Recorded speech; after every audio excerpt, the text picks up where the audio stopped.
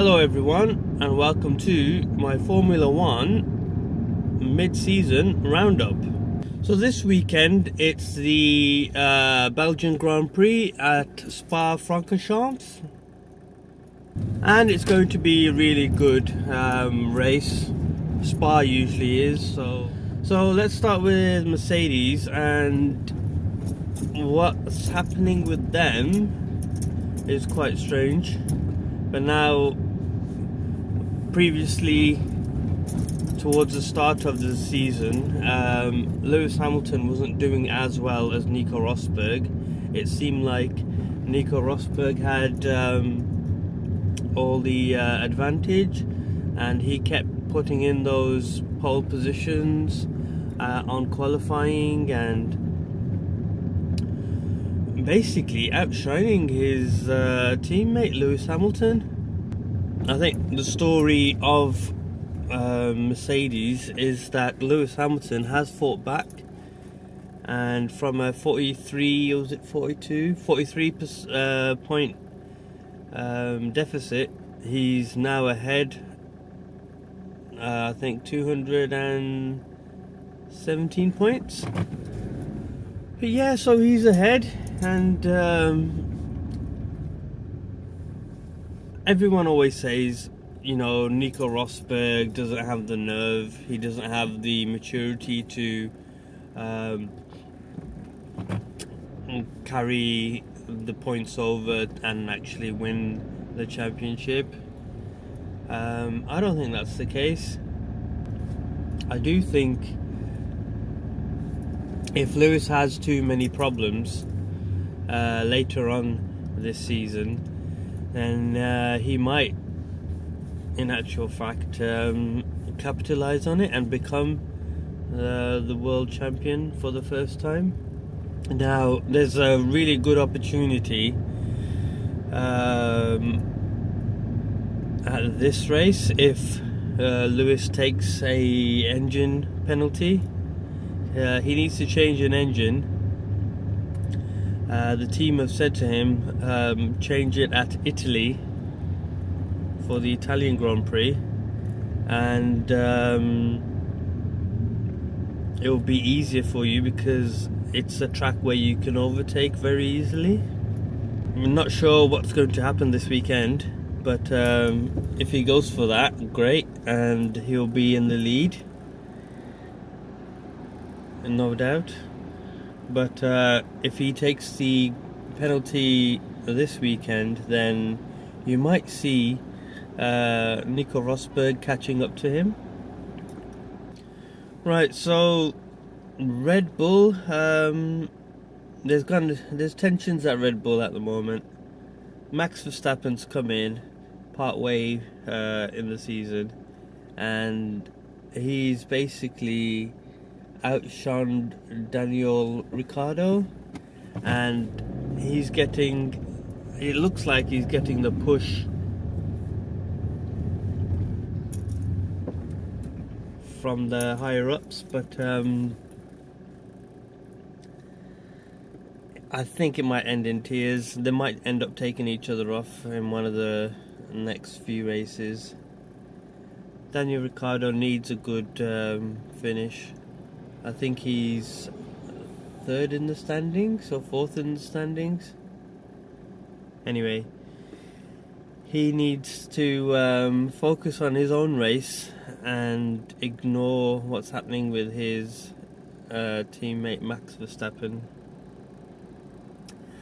The good thing is, though, since last year, the car is a lot stronger, and when the Mercedes haven't been working so well, they have been able to capitalize, which is really, really good. So Ferrari are a lot closer than they were in previous races, and obviously since last year. They will be hit by issues, possibly technical issues, because of James Allison leaving. In the next three races, we should see what their real power is like, because they've still got the Italian Grand Prix, which they'll be good at, no doubt.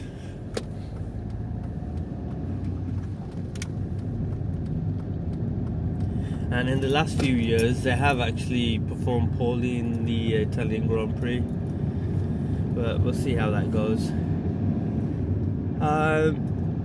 So Renault seem to be doing okay on their comeback year, but I think they're going to get rid of Julian Palmer and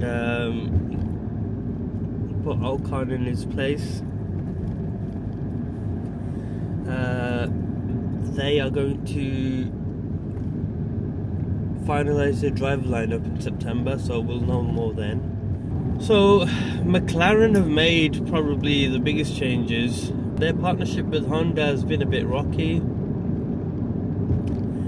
but it seems like they are heading in the right place. They are now finishing a lot better. It's still a dog to drive, but there are points that they're collecting up. So there's also talk of Fernando Alonso moving to another formula. He mentioned this, I think it was last year. He might take an interest in something else. But there's more talk of it recently, so we'll see what happens there. The new team Haas have been doing okay, and now it seems like they've slipped back a bit. Not too sure why that is, but they've got a strong team in terms of driver lineup, so I'm sure they'll be better on this second half. Let's talk about Sauber. Now, they are not doing very well at all. They still haven't scored a point, which is not good, and I think they are losing sponsors quicker than they are gaining them, and it would be sad to see the company just disappear out of Formula One. But there was some news from Manisha Kaltenborn in one of the last two races, where they've secured a partner, a fund, what was it? I think it was a bank or something, some kind of investment company. They should be okay for next year, but it's this year that counts. So I think Sauber's driver lineup is going to change next year. I don't think they are going to keep the same two drivers. So Toro Rosso seem to be not doing much, to be fair. Not scoring points this year as well as they were in previous years. Although Carlos Sainz has done very well, which is a stark contrast from Danny Kvyat, who started off at the beginning of the year with Red Bull Racing and was demoted down to the sister company. With Red Bull, Danny Kvyat was on the podium. Then after he had moved to the sister company, I think he's only ever scored 2 points, 1 point maybe, and his career seems to be going backwards, so he might not even want to race next year. Williams are going backwards. Force India seem to be the ones that will be finishing third in the constructors this year, guaranteed. Third or fourth, actually. You never know how far the Williams will slip now. The other problem is they might get rid of Felipe Massa. Now they can't get rid of, Bottas can't go to Ferrari at the moment for obvious reasons. But that doesn't say that doesn't mean that Felipe Massa is staying there. So if he moves, he'll want to go to a decent team, and there aren't any decent teams at the moment. If he could pull off a Renault, that would be amazing. If he could go to Renault, because in the next couple of years they could be possibly challenging for championships, or even Haas, but that's a bit of a riskier one. Yeah, so Mana are doing okay, as Mana would do. There isn't much to say about them apart from the fact that they do seem to have a decent driver lineup. They seem to be going in the right direction. I don't know if the money that they won from the Jules Bianchi 1 point has actually, helped them in this year's campaign. It's really hard to tell sometimes. We'll see what happens to them. I don't think they'll do any better than where they are at the moment. So, apart from Fernando Alonso wanting to leave, Jenson Button might be wanting to leave. I think McLaren will keep him for the rest of the year. It's stupid not to. And for next year, God knows,